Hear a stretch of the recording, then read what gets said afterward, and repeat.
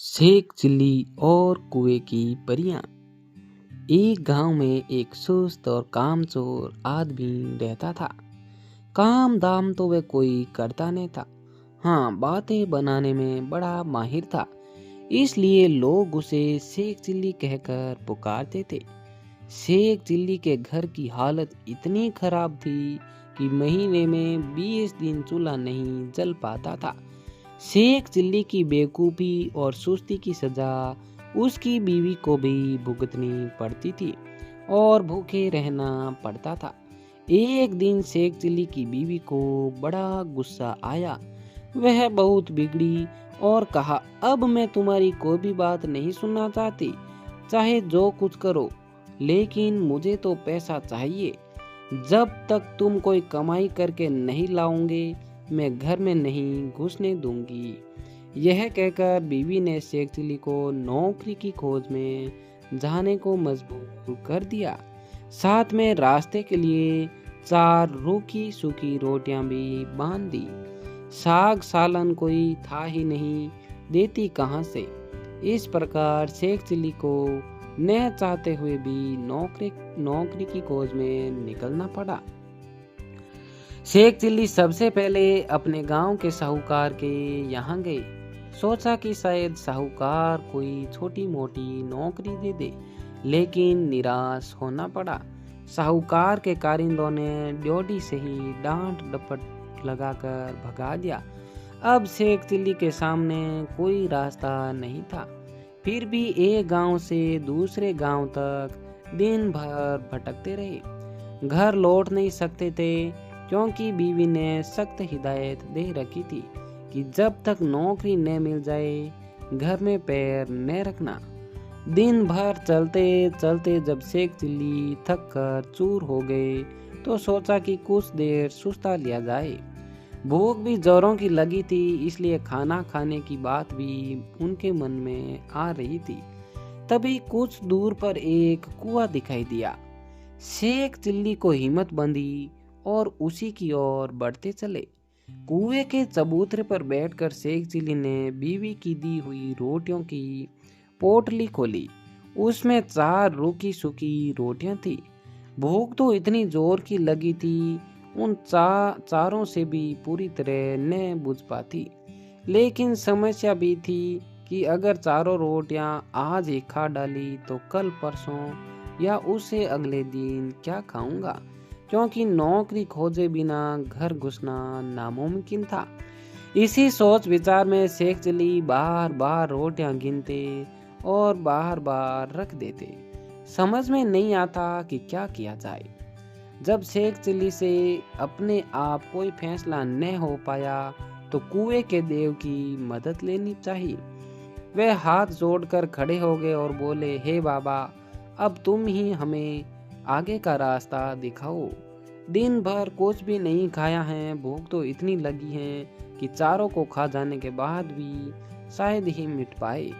लेकिन अगर चारों को खा लेता हूँ तो आगे क्या करूँगा?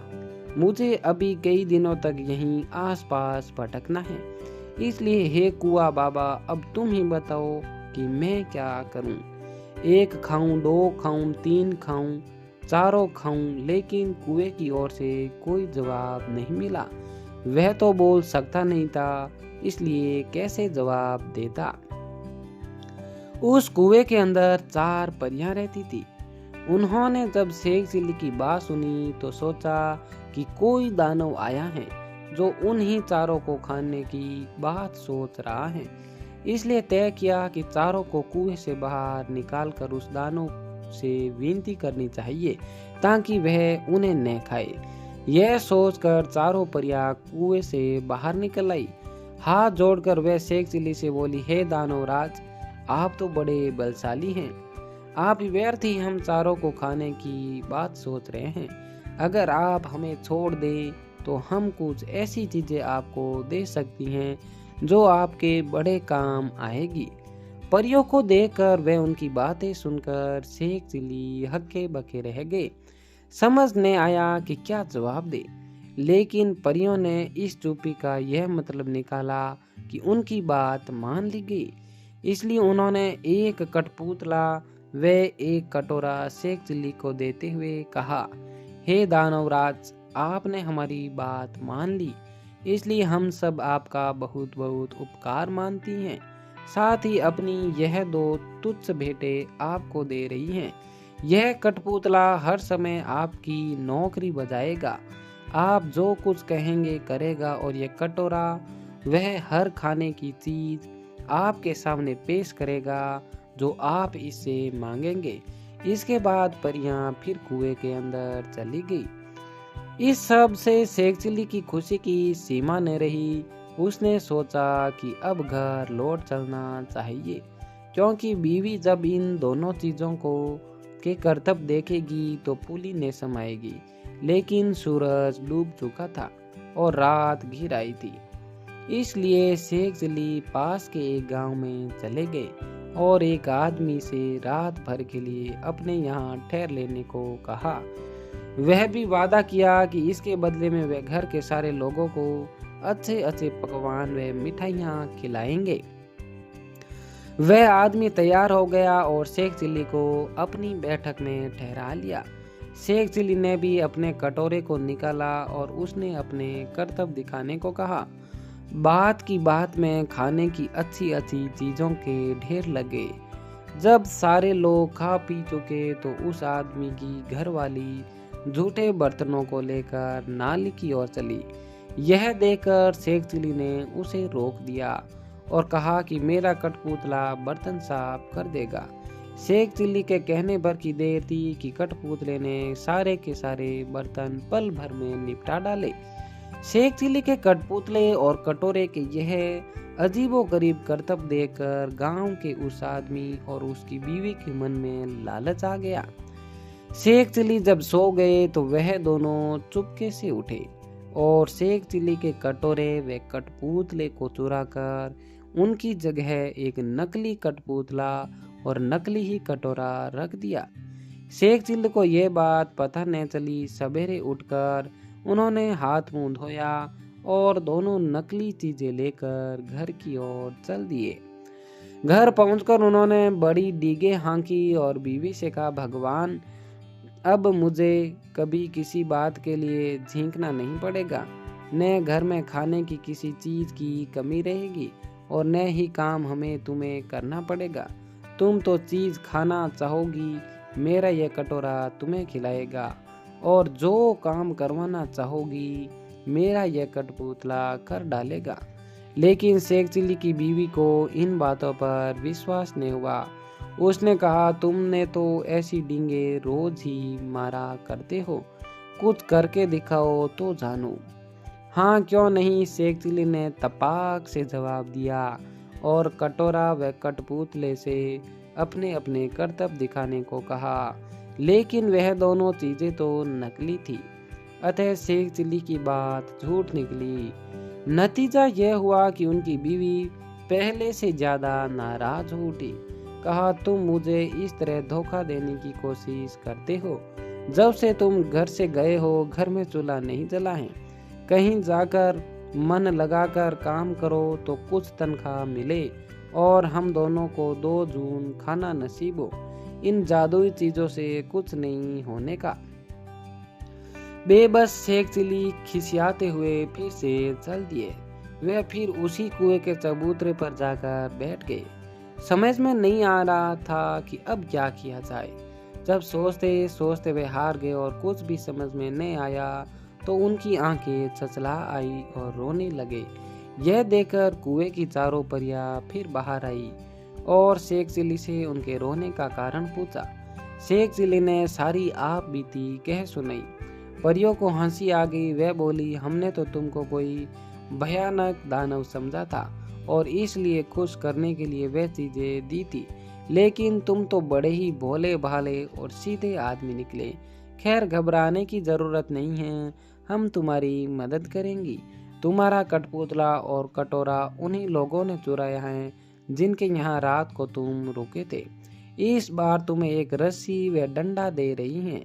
इनकी मदद से तुम उन दोनों को बांधकर व मारकर अपनी चीजें वापस पा सकते हो। इसके बाद परिया फिर कुएं में चली गई। जादुई रस्सी डंडा लेकर शेख चिली फिर उसी आदमी के यहाँ पहुँचे और कहा, इस बार मैं तुम्हें कुछ और नए करतब दिखाऊंगा। वह आदमी भी लालच का मारा था। उसने समझा कि इस बार कुछ और जादुई चीजें हाथ लगेगी, इसलिए उसने खुशी खुशी शेख चिली को अपने यहाँ ठहरा लिया। लेकिन इस बार उल्टा ही हुआ। शेख चिली ने जैसे ही हुक्म दिया वैसे ही उस घर वाले वे उसकी बीवी को जादुई रस्से ने कसकर बांध लिया और जादुई डंडा दनादन पिटाई करने लगा। अब तो वे दोनों बेचारे चीखने चिल्लाने और माफी मांगने लगे। शेख चिली ने कहा, तुम दोनों ने मुझे धोखा दिया है। मैंने तो यह सोचा था कि तुमने मुझे रहने को जगह दी है, इसलिए मैं भी तुम्हारे साथ कोई भलाई कर दूं। लेकिन तुमने मेरे साथ उल्टा बर्ताव किया है, मेरे कठपुतले और कटोरे को चुरा लिया। अब जब वे दोनों चीजें तुम मुझे वापस कर दोगे तभी मैं अपनी रस्सी व डंडे को रुकने का हुक्म दूंगा। उन दोनों ने झटपट दोनों चुराई हुई चीजें शेख चिली को वापस कर दी। यह देखकर शेख चिली ने भी अपनी रस्सी व डंडे को रुक जाने का हुक्म दे दिया। जब अपनी चारों जादुई चीजें लेकर शेख चिली प्रसन्न मन से घर को वापस लौट पड़े। जब बीवी ने फिर देखा कि शेख चिली वापस आ गए हैं तो उसे बड़ा गुस्सा आया।